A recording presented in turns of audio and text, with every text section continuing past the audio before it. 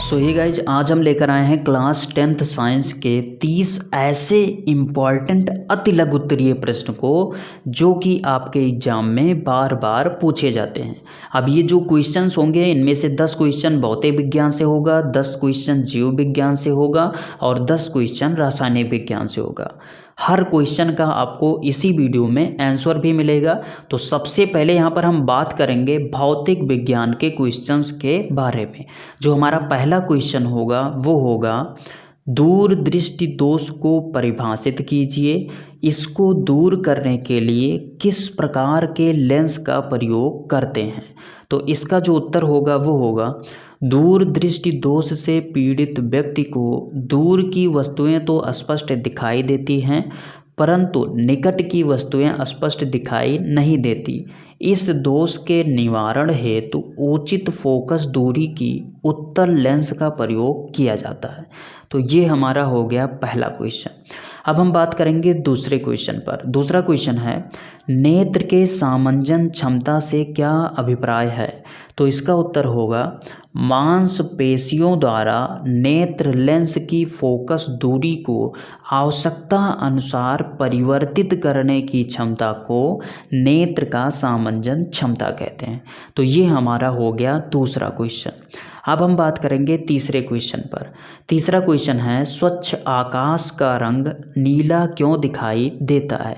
तो इसका उत्तर होगा सूर्य से चलने वाली प्रकाश की किरणें वायुमंडल में उपस्थित धूल, मिट्टी के कण आदि से टकराकर प्रकीर्णित हो जाती हैं जिससे नीले व बैंगनी रंग के प्रकाश का प्रकीर्णन ज़्यादा होने के कारण ये किरणें वायुमंडल में चारों ओर फैल जाती हैं और हमें आकाश का रंग नीला दिखाई देने लगता है। तो ये हमारा हो गया तीसरा क्वेश्चन। अब हम बात करेंगे चौथे क्वेश्चन पर। चौथा क्वेश्चन है स्नेल का अपवर्तन नियम लिखो। तो इसका जो उत्तर होगा वो होगा अपवर्तन के दूसरे नियम के अनुसार किन्हीं दो माध्यमों के लिए आपतन कोण आई की ज्या साइन तथा अपवर्तन कोण आर की ज्या साइन का अनुपात नियतांक होता है। अर्थात यहाँ से हम लिख सकते हैं n = sine i upon sine r. तो ये हमारा हो गया चौथा क्वेश्चन। अब हम बात करेंगे पांचवें क्वेश्चन पर। पांचवा क्वेश्चन है एक उत्तल लेंस की फोकस दूरी 20 सेंटीमीटर है, इसकी क्षमता की गणना कीजिए। तो हमको पता है कि जो क्षमता P का सूत्र होता है P = 100/f सेंटीमीटर में होता है। तो यहाँ पर हमारा हो जाएगा 100 और 20 सेंटीमीटर दिया है तो 20 हो जाएगा। 20 से 100 में जब हम कट करेंगे तो 20 × 5 = 100 यानी 5 डायोप्टर हो जाएगा। तो ये हमारा हो गया पांचवा क्वेश्चन। अब हम बात करेंगे छठे क्वेश्चन पर। छठा क्वेश्चन है किसी अंतरिक्ष यात्री को आकाश का रंग काला क्यों दिखाई देता है। तो इसका उत्तर होगा क्योंकि अंतरिक्ष में वायुमंडल नहीं पाया जाता जिससे वहाँ प्रकाश का प्रकीर्णन नहीं हो पाता, अतः अंतरिक्ष यात्री को आकाश का रंग काला नजर आता है। तो ये हमारा हो गया छठा क्वेश्चन। अब हम बात करेंगे सातवें क्वेश्चन पर। सातवां क्वेश्चन है अमीटर क्या है, इसे परिपथ में किस प्रकार से जोड़ते हैं। तो इसका उत्तर होगा अमीटर परिपथ में विद्युत धारा मापने के काम आता है तथा इसे परिपथ में श्रेणी क्रम में जोड़ते हैं। तो ये हमारा हो गया सातवां क्वेश्चन। अब हम बात करेंगे आठवें क्वेश्चन पर। आठवां क्वेश्चन है विद्युत बल्ब में कौन सी गैस भरी जाती है तथा क्यों। तो इसका उत्तर होगा बल्ब में निष्क्रिय गैस जैसे आर्गन या नाइट्रोजन गैस भरी जाती है जिससे बल्ब के तंतु का वाष्पीकरण न हो और बल्ब काला ना पड़े। तो ये हमारा हो गया आठवां क्वेश्चन। अब हम बात करेंगे नौवें क्वेश्चन पर। नौवां क्वेश्चन है किस रंग के लिए प्रकाश का प्रकीर्णन सबसे कम होता है। तो इसका उत्तर होगा लाल रंग के लिए।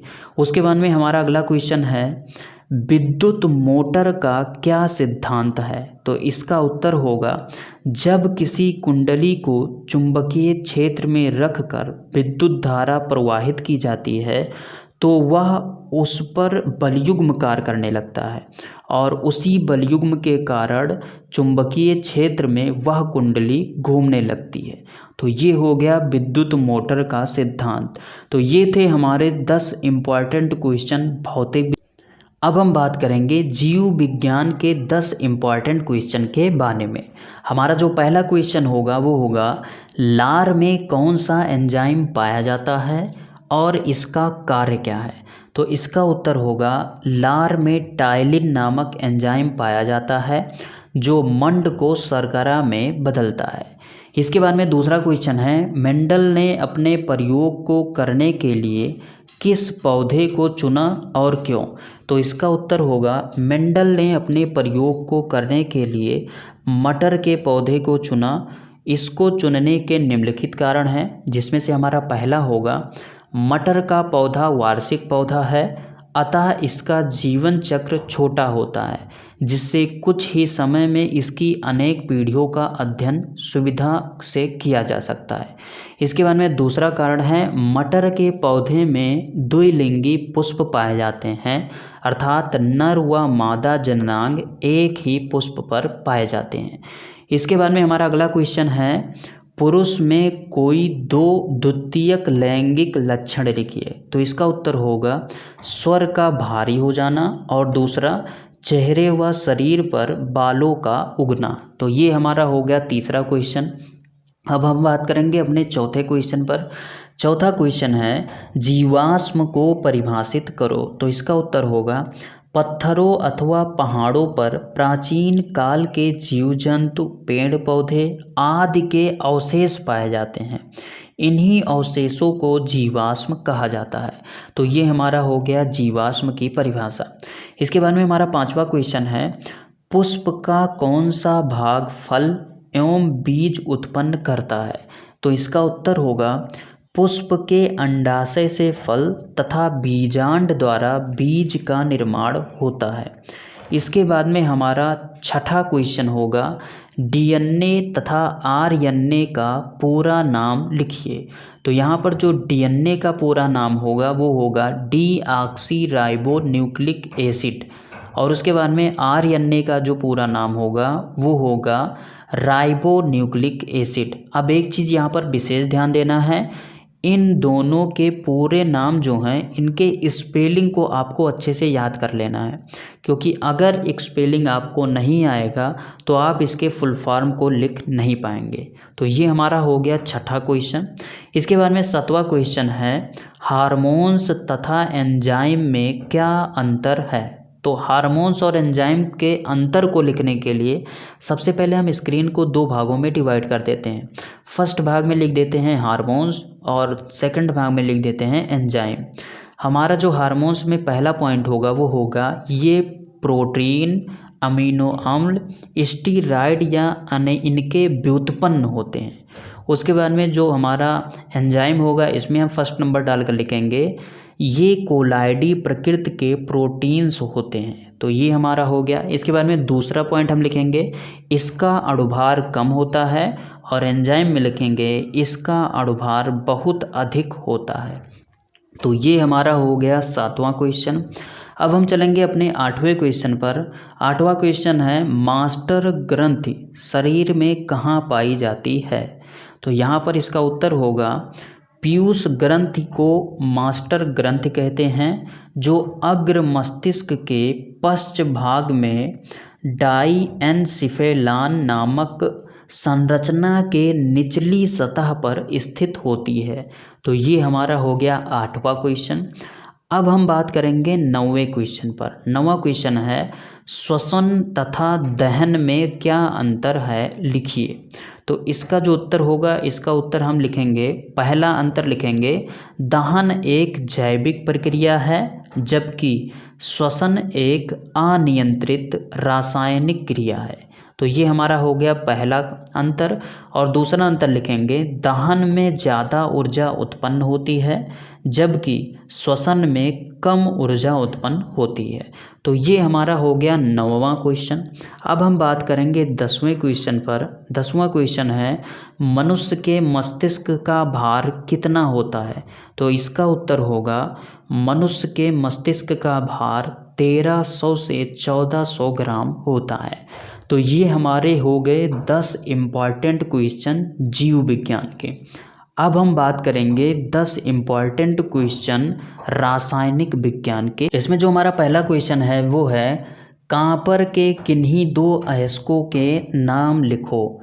तो यहाँ पर जो इसका उत्तर होगा वो होगा सल्फाइड अयस्क। इसमें जो उदाहरण होगा वो होगा कॉपर ग्लास। इसका जो सूत्र होता है वो होता है Cu2S। और इसके बाद में दूसरा जो उदाहरण होगा वो होगा ऑक्साइड अयस्क, और इसका जो उदाहरण है वो है क्यूप्राइट, जिसको हम बोलते हैं Cu2O।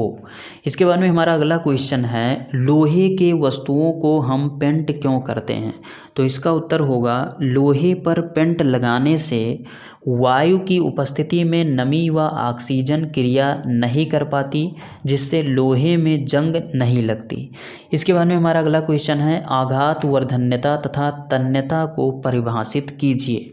तो यहाँ पर हमारा उत्तर होगा, धातुओं को पीट पीट कर चादर के रूप में परिवर्तित करने के गुण को आघात वर्धन्यता तथा धातुओं को खींच खींच कर पतले तार के रूप में परिवर्तित करने की क्रिया को तन्यता कहते हैं। इसके बाद में हमारा अगला क्वेश्चन है, धामन सोडा का अणुसूत्र लिखिए। तो इसका उत्तर होगा Na2CO3 × 10H2O। तो ये हमारा होता है धामन सोडा का अणुसूत्र। इसके बाद में हमारा 5वां क्वेश्चन है, शुद्ध जल का pH मान कितना होता है? तो इसका उत्तर होगा, शुद्ध जल का pH मान 7 होता है। इसके बाद में हमारा अगला क्वेश्चन है, आवर्त में बाएं से दाएं जाने पर परमाणु त्रिज्या में क्या परिवर्तन होता है? तो इसका उत्तर होगा, आवर्त में बाएं से दाएं जाने पर परमाणु त्रिज्या घटती है। इसके बाद में हमारा 7वां क्वेश्चन है, साबुनीकरण किसे कहते हैं? तो इसका उत्तर होगा, साबुन उच्च अणुभार वाले मोनोकार्बोक्सिलिक अम्लों के सोडियम तथा पोटेशियम लवण साबुन कहलाते हैं। ये तेलों और वसाओं के तनु NaOH या KOH द्वारा जल अपघटन से प्राप्त किए जाते हैं। साबुन के निर्माण की यह प्रक्रिया साबुनीकरण कहलाती है। इसके बाद में हमारा जो 8वां क्वेश्चन होगा वो होगा, आधुनिक आवर्त नियम को लिखिए। तो इसका उत्तर होगा, इस नियम के अनुसार तत्वों के भौतिक एवं रासायनिक गुण उनके परमाणु क्रमांकों के आवर्ती फलन होते हैं। तो ये हमारा हो गया 8वां क्वेश्चन। अब हम बात करेंगे 9वें क्वेश्चन के बारे में। 9वां क्वेश्चन है, श्रृंखलन किसे कहते हैं? तो इसका उत्तर होगा, कार्बन स्वयं के परमाणुओं के साथ सहसंयोजी बंधों की लंबी श्रृंखला बना सकता है।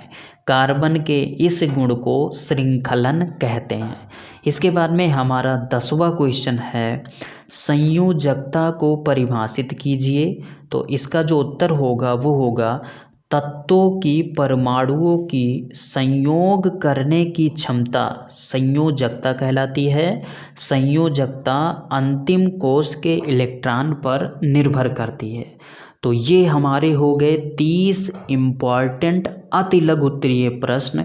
अगर आप इन सारे प्रश्न को अच्छे से समझ लिए हैं तो आपके एग्जाम में आपका जो अति लघु उत्तरीय प्रश्न है वो आपका अच्छे से हो जाएगा।